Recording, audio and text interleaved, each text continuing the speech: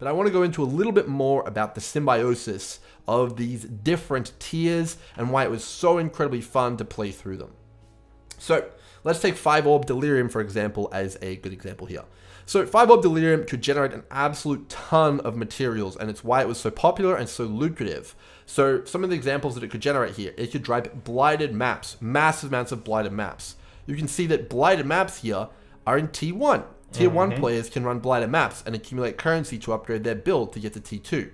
5-Orb Delirium players were literally selling to some of the beginners in the Atlas. That was incredible. You know, it literally is a massive trickle-down effect. People doing the 5-Orb Delirium enable the players in Tier 1 to do their blighted maps. Similarly, you could do the Breach, and that would enable the Breachstone farmers to do breaches and get, you know, like the amulets and stuff like that, which was so fantastic. You know, the 5-Orb Delirium guys also generated tons of Scarabs, which could be used for all sorts of things. It could be used for... What's really interesting with this, like he's referring to the whole ecosystem of trading, and this is something that is mostly present, well, actually almost exclusively present in trading in softcore, because of every type of farming strategy that people did or decided to work with or emphasize on or focus on, right, that would feed into the rest of the world. And what he's referring to here is how the higher end feeding into each other is very much feeding into each other like this. They're like literally going together in making sure that they function so that they can rotate in a very healthy ecosystem. And that's really, really cool. But I'm assuming he's going to talk about how this has been gutted and destroyed, right? Because there's like a situation where this is getting gutted at some point, right? And what's really interesting with this is that when this is happening in the end game, which he's referring to the tier 4 farming, this spills out and feeds to the casual players, which is the tier 1 up to 3 farming strategies, which spills over to that. And whatever they are doing spills over to this ecosystem between the higher tier 4 endgame farming strategies. It's interesting to see his point of views with what he's going to say, how this was affected in Where the Turn, as the title of the video, his thoughts on the downturn of Trade League in the future PoE. Using your maps, it can be used for deep delving, it can be used for stuff like Metamorph, which is again another T1/T2 kind of strategy, which was super duper good there. Very, very good. Deep delving generated stuff like hollow fossils, which could be used in crafting and synergized with harvest farming. It could also generate fractured fossils, which directly fed into 5-Orb Delirium.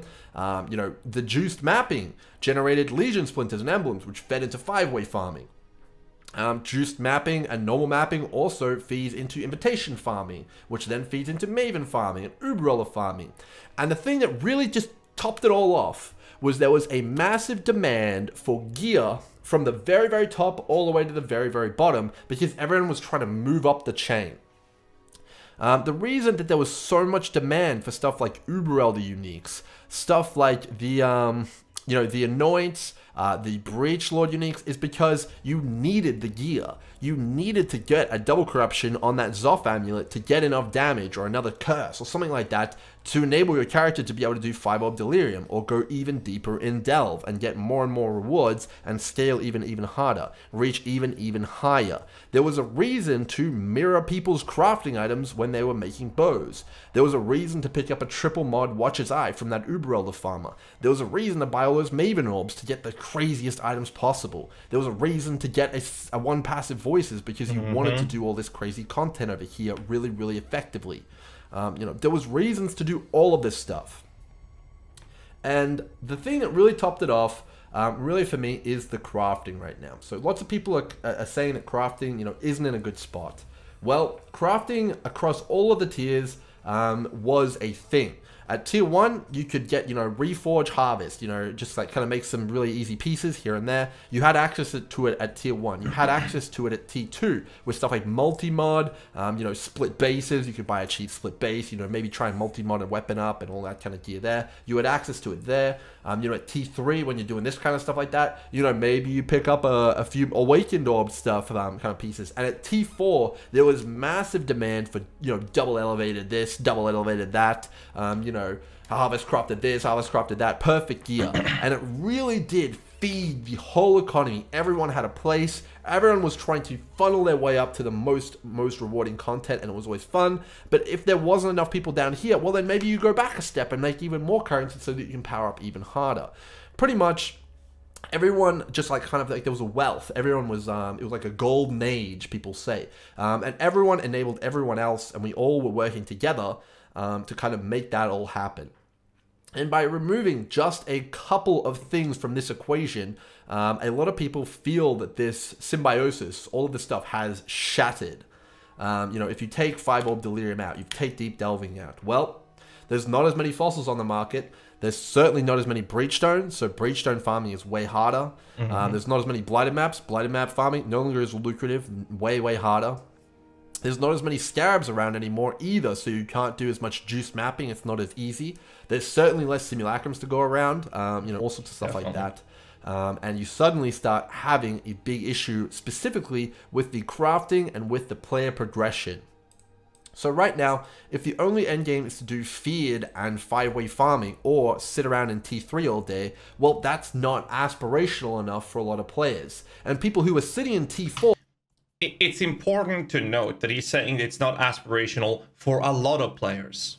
Obviously, all of this is not catered. This is not saying this is what everyone wants. People need to take it down to the notch and just realize that he's talking about a very large portion of the community. A very large portion of the player base feels this way. They've adopted higher end farming strategies, which is resulting in a negative, creating a negative impact on the lower tiers of farming, which in hand is essentially not just hurting the 1% player base, which a lot of people are very happy to jump the gun on, where it's like they feel that, hey, we don't care if the 1% player base doesn't have any endgame farming. It's whatever. There's other things you can do. But the problem is with that taken away is that the casual players, the new and newer players, are getting hurt by these things. Whether or not you are a player that wants to play on a 1C item to your name build, that's fine. You're still being affected by all of this. And that's the major problem, right? And there are other content creators who have been saying this for months as well. I have been talking about it for months upon months, how this is detrimental to how the game is perceived. And there's a reason why when there's nothing to do for the higher end players, and if they're not a player like myself as a content creator who has no problem saying, okay, well, I'm done. There's nothing else left for me to do. I'm just going to make a new build because I love doing guides and build guides and craft guides and all of that shit. So I still have things that I can do in the game, and this is how I enjoy the game right now. I'm focusing on the things that I enjoy by trying to stay away from the things I don't enjoy, right? Because right now the end game farming, when I'm done with a build, is kind of like, I don't really want to do this. Yeah, I can make you know, 10, 15, 30, 40 mirrors, but why am I going to invest that into my character? It's like 5-way farming, I find that kind of dull. Feared, yeah, I can do that with much less than a couple of mirrors. I can do that with very little currency, especially with how insanely broken Forbidden Right is, or even my Spectre builds, for example. I'm fine with that. I don't need a bunch of currency to make that happen. No miracles. Thanks so much for the 2 months. Appreciate that a lot, man. Thank you, sir. So the problem with that is that then I'm not part of the crew that is farming endgames, which is feeding into helping newer players and creating a market that is creating a high supply of these things, which is hurting the players farming tier 1, 2, 3 content, right? And that's what he's referring to. I think this video is really good. And loving the game and really enjoying the push, and people who are trying to aspire, you know, who are down here or down here, trying to aspire to get into T4, feel absolutely robbed of their endgame experience. There is no incentive to do the content, even though it still exists, because it's kind of like you might be able to do it, but you're getting less rewards. You're like getting T2 rewards for doing Deep Delve and for 5-Orb Delirium, even though it's T4 content. It doesn't make any sense. And there's a massive disjointed feeling when you're doing it.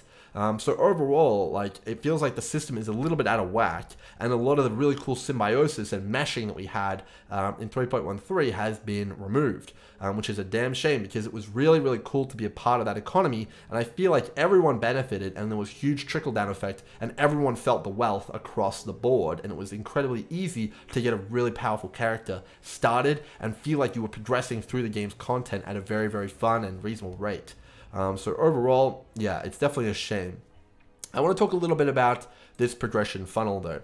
So a lot of people quote, you know, a lot of players as, you know, being 1% Andes and all sorts of stuff like that. But as I talked about before, it's incredibly important that there is high tier content for everybody involved, because, you know, crafting is a good example of that. You know, people crafting items, like, who are they going to craft for if no one wants to buy those items because there's no, like, content in the game which is hard enough. Very true. You know, it's a little bit discouraging when we had a set level of difficulty and then it got taken away. It's kind of like, you know, if you played World of Warcraft back in the day, let's say they released, like, you know, there was Karazhan, which was T4, there was like Tempest Keep, which was T5, and then there was Black Temple, which was T6. And then suddenly, Blizzard, instead of releasing the next tier, just removed Black Temple.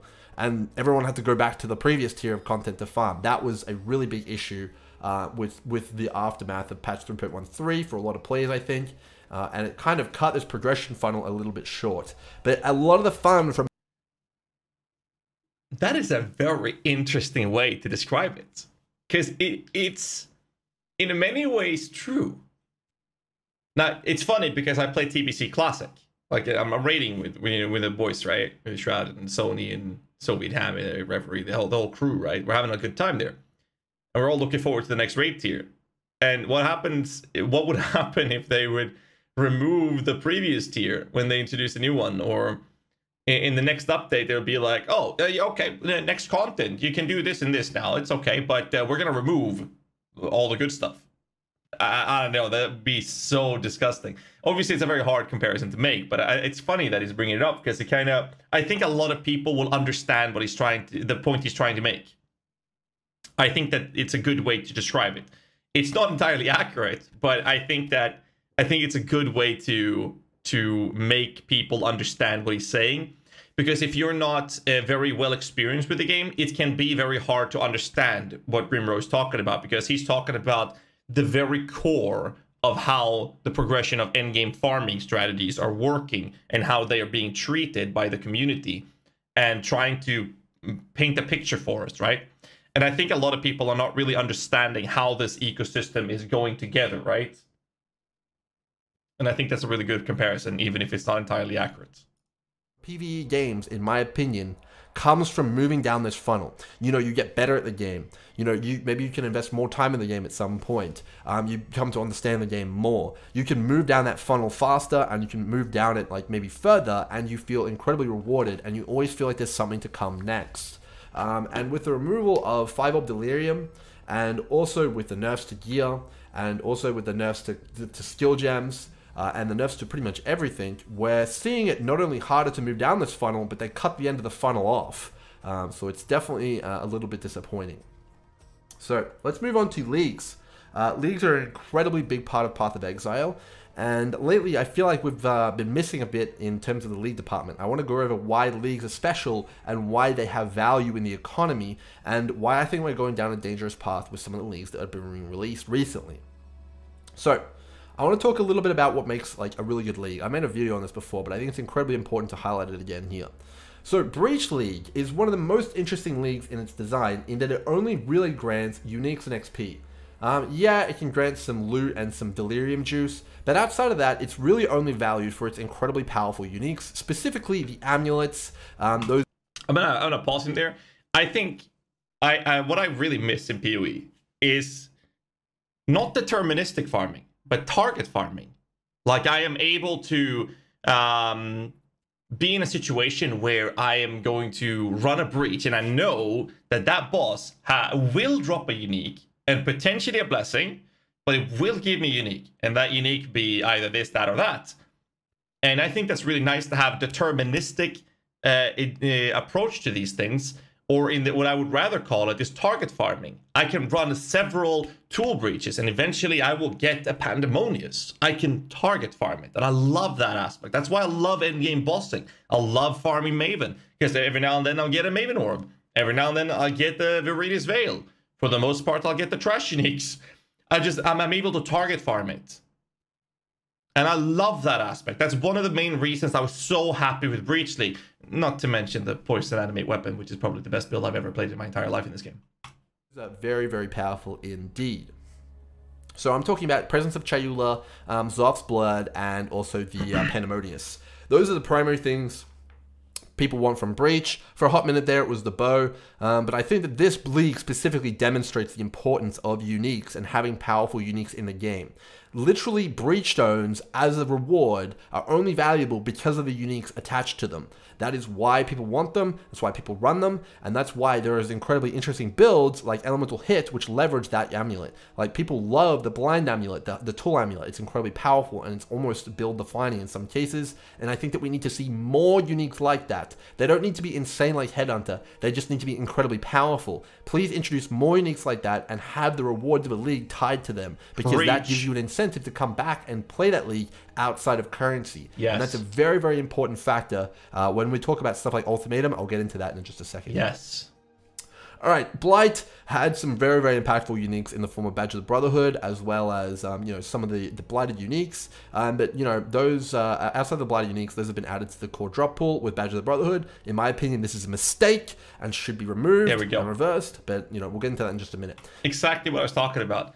By moving the specific things that was not deterministically, but target farmable into the core pool, created a situation where you kill a pack of monsters, and that pack of monster could drop a Mirror Calandra. You can drop a Sharon's Wrappings, Badge of the Brotherhood. It can drop that. No one in this game is running maps, killing a pack, looking at the pack, being all excited. This pack might drop me a mirror. This pack might drop a Badge of the Brotherhood. No one does that. There's no excitement in killing a pack of monsters. You get excited if something, you know, if your loot filter screams at you saying, boom, there's a drop. Oh, okay, let's take a look at it.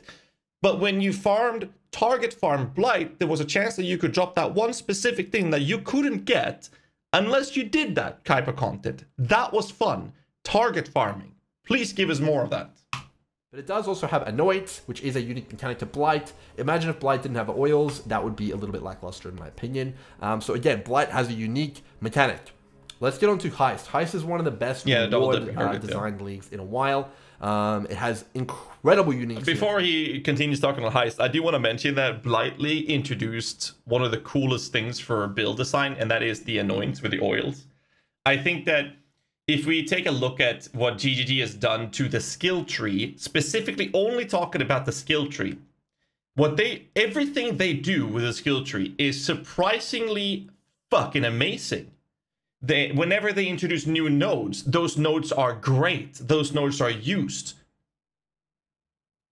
Sanctum of Thought was like, whatever, right? And then we have Sanctum of Thought, suddenly there's a use for it, and we have ways to actually utilize it. We have Impale nodes that was actually valuable, and I think that's amazing. It's just on point across the board. Oiling one notable, it was like, oh, this is amazing. Even adding, you know, outside of the tree nodes, you can't get unless you have a unique for it, you have to oil it. I think that's amazing.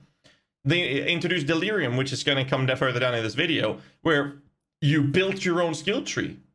The only problem with we don't have to talk about the Delirium or the Cluster Jewels accessibility, but the fact that what they've done with the skill tree has always been on point.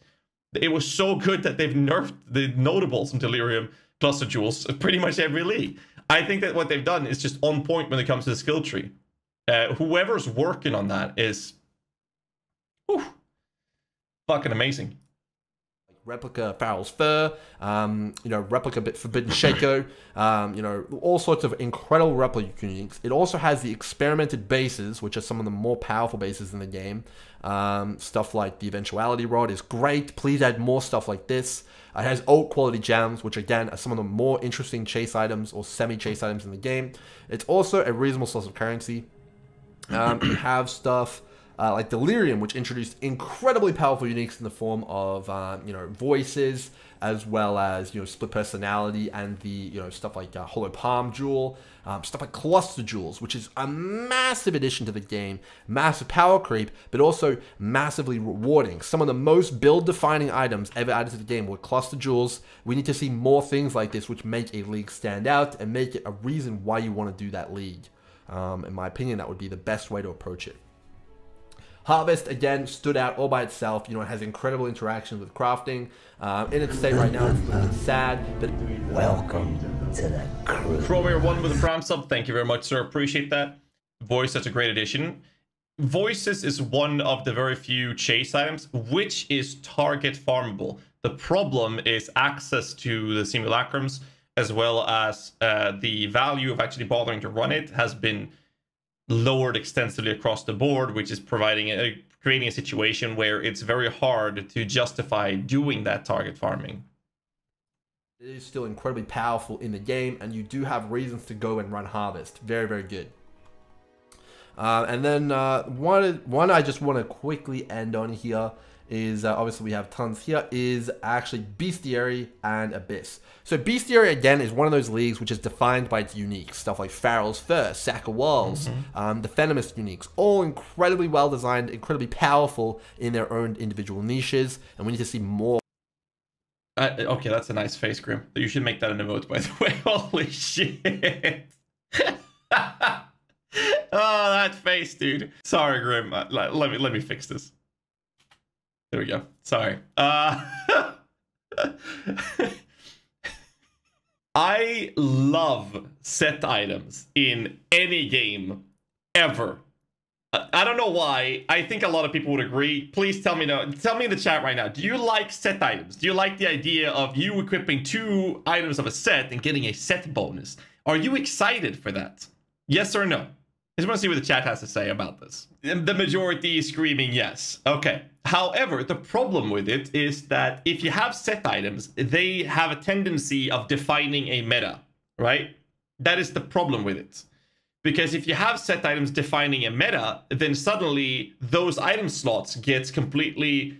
everything else that you could wear instead of those set items will be neglected. Because the set items becomes the meta, right? And you will only ever be using those items.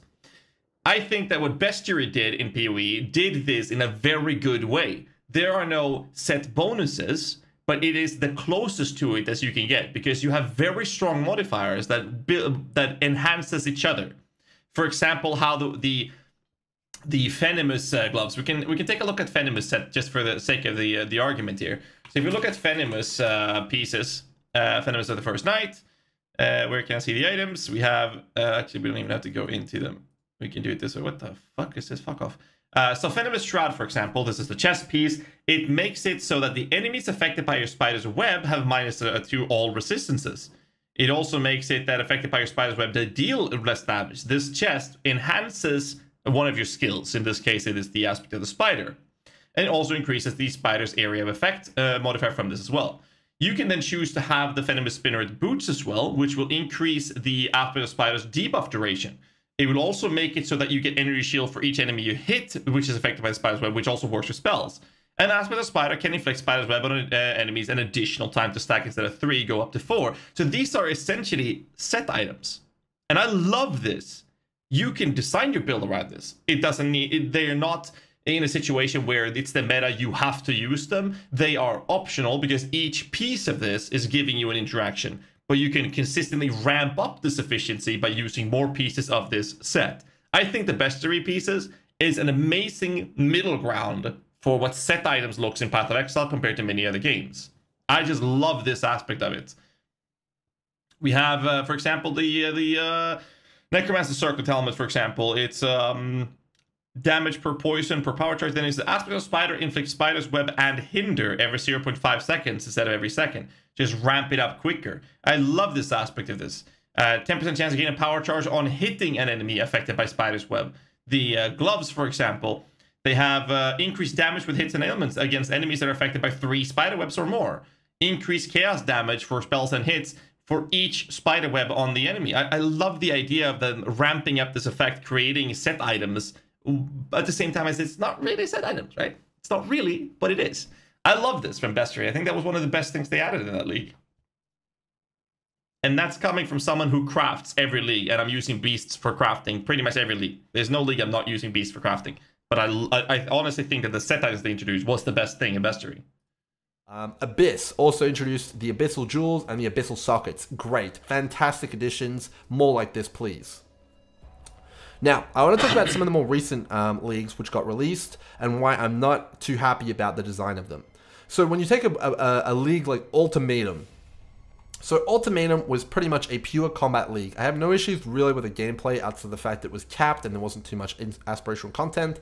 But really the only thing that people looked at Ultimatum for is how rewarding is it on a currency basis. This is incredibly dangerous when you tune a league around currency individually.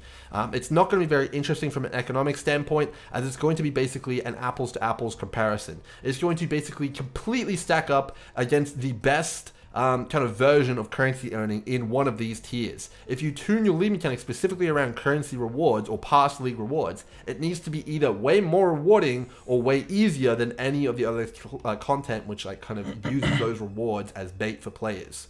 So that's why Ultimatum, in my opinion, was one of the worst designed leagues from a rewards point of view in a very long time. The only things that it had were the mirror inscribed ultimatums and also Hate Forge. That was it. Everything else pretty much sucked. And it was just pretty much a currency explosion, which in my opinion is fairly lazy design from a reward perspective. And also, you know, if Ultimatum gets added and it's not anything other than Hate Forge, mirror inscribed, and you know, like currency dump, it needs to be basically better than anything else for currency. Otherwise it's just not going to be considered. Ritual was in a similar scenario. Outside of the Blizzard Crown and a few other bases, it's a little bit better than Ultimatum, but again, it's just very one-dimensional on its rewards, and the bases were fairly niche, and people didn't really feel the impact of Ritual and its specific rewards, and people don't go back to Ritual necessarily to farm the bases. They go back for currency because it's, you know, just better than other things for currency. So overall, I think it's a very dangerous design, and we'll get into that a little bit more in a second here. Alright, Expedition kind of continues down this road to some extent. The saving grace of Expedition is the gambling fun aspect of Gwenin, however that is reasonably weak, and Rogue Crafting. Rogue Crafting is fairly niche and it won't be an endgame thing, but it does fit in around T2 to T3 crafting in terms of its viability. It won't be anywhere near T4.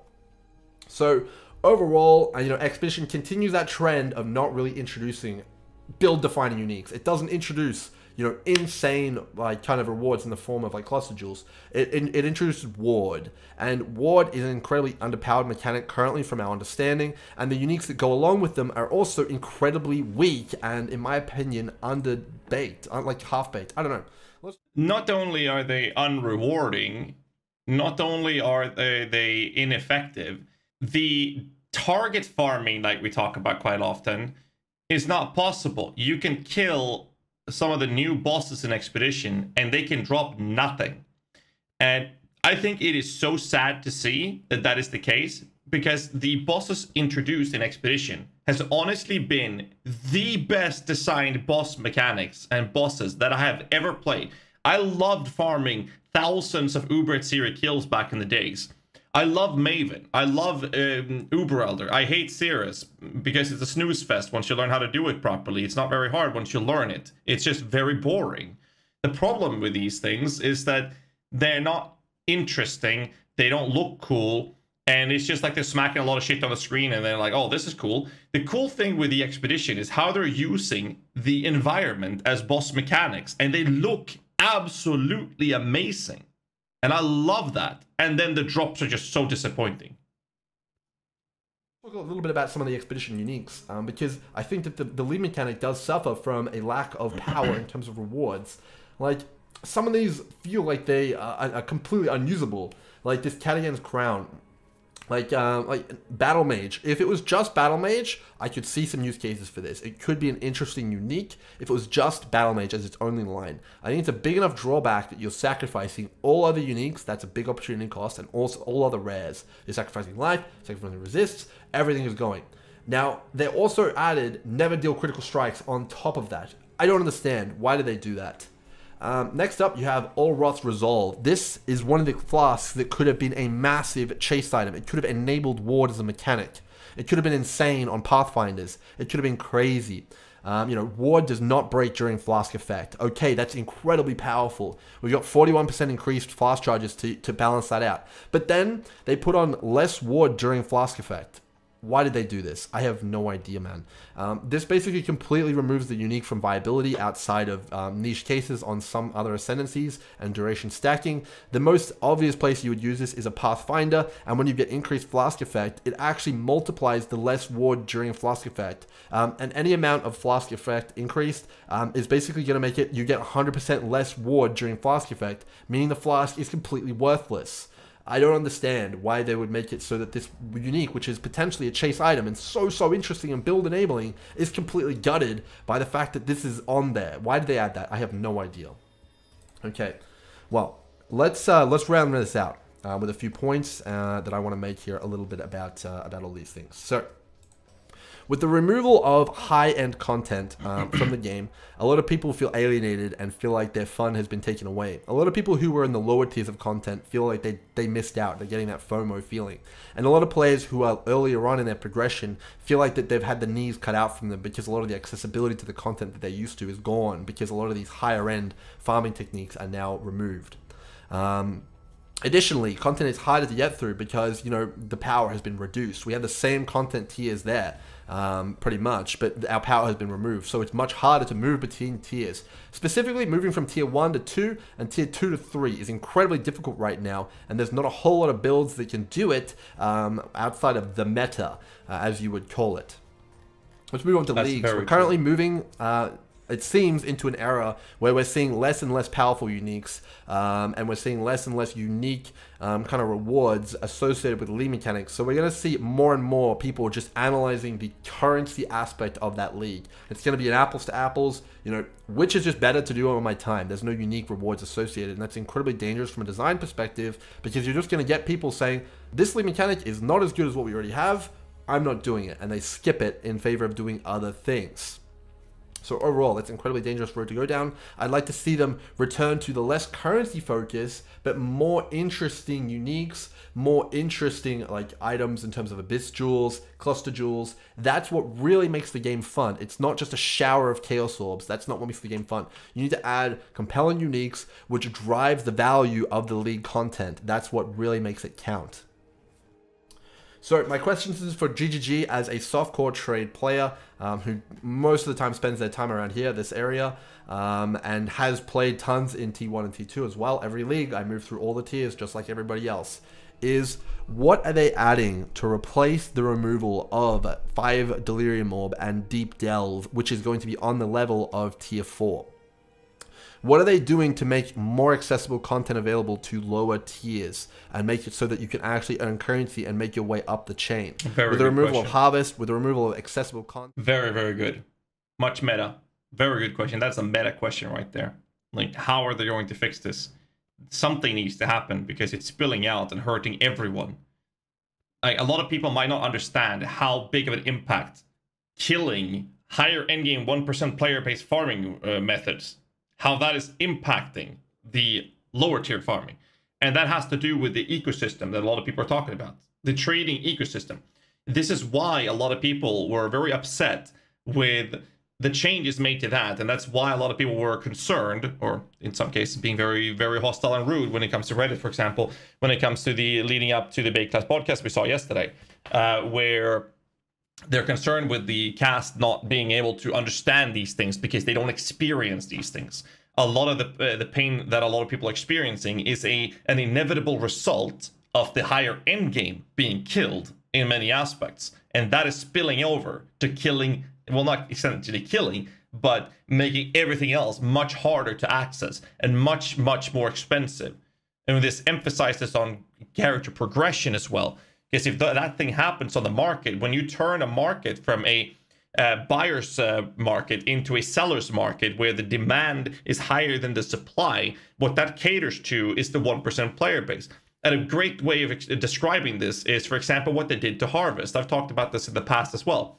When they changed Harvest nerfed, which I think was fine, they also changed the access to it. That was the biggest problem, in my opinion. Because what happens when, instead of having... I don't know the exact numbers, so I'm just going to throw out some numbers for the sake of making my point here so you understand what I'm saying. Let's say that every day there was 10 augment crit crafts becoming available to the market. And what then happens is that if we have people doing in-game crafting and playing, they want to buy the augment crits, and they want to buy plenty of them because we can make a lot of money out of that, or make really big items that we want to use, and we're happy to pay the currency for that. When there's only 10 crafts available, but we have, 100 people or 50 people wanting to buy several of them, what then happens is that the prices for these 10 augment crits, for example, they skyrocket. And what happens when they skyrocket, because it's a seller's market, and they will be sold at that point, It's because only the 1% player base is not just able to afford it, they're able to arguably spend that currency, because that big investment of that craft method is going to net them more currency back. This means that they're moving these things that are really good for casual and newer players to the point where it's catering to the 1% player base entirely, because the casual players, first off, never fights them unless they're lucky, and they can't afford or arguably warrant spending their currency on such a craft. It just doesn't happen. So because of it turning into a seller's market, only the 1% player base are buying them, compared to previous leagues where it was more accessible, where there was 200 augment crits available. That made the price go down, and suddenly casual and newer players were able to arguably spend their currency on it, and it was good. People could progress their characters. This allowed non-meta builds to progress their builds and their character without spending multiple exaltas or multiple mirrors in some cases to progress certain type of content. So that enhanced the build diversity to some degree. Right now, we have build diversity. The only problem is that the build diversity is only there because people are trying to make shit work rather than people are playing builds that do work. Because you're hitting a brick wall in content right now where you can't progress without spending tons of currency. And you know that if you just switch to a meta build, a fraction of that currency you need to spend to go through the wall could be spent on a meta build and just walk over the wall, right? And that's a big problem. And with the removal of power, it's harder than ever to move up the content scale and fight stuff like Uber Order and stuff like that. So you basically cut out the low tier and cut out the high tier at the same time, which basically gives you a double whammy and kind of like a double header on the actual progression of everybody, which I think is a little bit unfortunate. My other question is, are we ever going to get compelling uniques, chase uniques, items to work towards? Interesting kind of unique mechanics like cluster jewels and sort of stuff like that. I'd like to see us return to that as well, if possible. So overall, that's kind of my take. I think it's really important to consider the economy in the success of the game. I'm not sure if really anyone else is talking about this, but the ability to trade with other players, have a symbiotic relationship with other people doing different content to you is incredibly important to me. And I think it's incredibly important to the game and the trade league in general. And overall, I would like to see some changes to the game, which will make it easier to get into the game at the lower end, but also more stuff to do at the higher end, so that people continue to play throughout the league, and the game doesn't dry up in the first month of the league or even earlier, like we're seeing these days. So I guess my final closing thoughts here is, I love this game. I hope the game continues. This is kind of my thoughts on the matter. It's probably been a long video, but overall, I really want to see some positive things come out of the 3.15/6 interview with Chris Wilson coming up. Hopefully you guys have enjoyed, and I'll see you guys in the next one. Cheers. Thank you, Grimro, for the video, dude.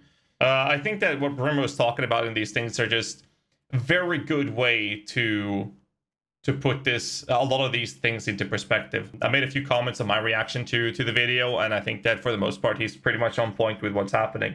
I think a lot of people need to understand a lot of these things when they're arguing about it. But that's basically it for this. Yeah, probably have KKS upload this to YouTube, because I think this is a very interesting topic to go through. If you did watch this on YouTube, hit the like button, subscribe for more content. Until next time, stay safe and keep rocking.